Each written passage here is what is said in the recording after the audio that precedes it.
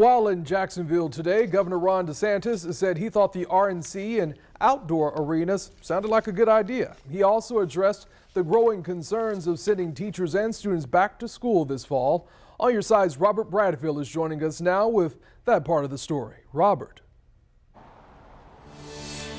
Yeah, Governor Ron DeSantis saying schools are essential and he wants them to reopen. He also told me that he would not have any problems sending his kids to school. However, keep in mind all three of his kids are under the age of 4. However, he did emphasize the risk of children getting COVID-19 is low.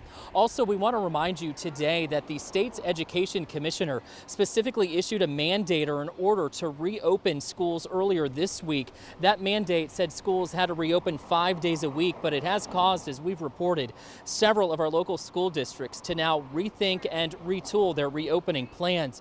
However, Governor Ron DeSantis says parents should ultimately make the decision based on what's best for their children going back into the classroom. If they do not feel comfortable about that, he also says there really should be another option, virtual learning, and that is something that many of the state's districts moved to earlier this year.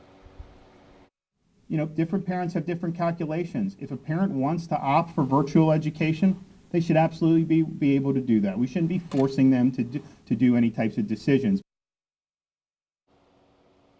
Now, some parents also telling me that they are really getting mixed messages about this decision with the state and then their local school districts as well. Some school districts do head back in a month, and again, these parents said that they have not been given any specific direction as to whether school will be in session or if they will in fact be allowed to have their children enroll in virtual learning. You will hear from one concerned parent coming up tonight at 11 o'clock, her suggestion starting the school year after Labor Day.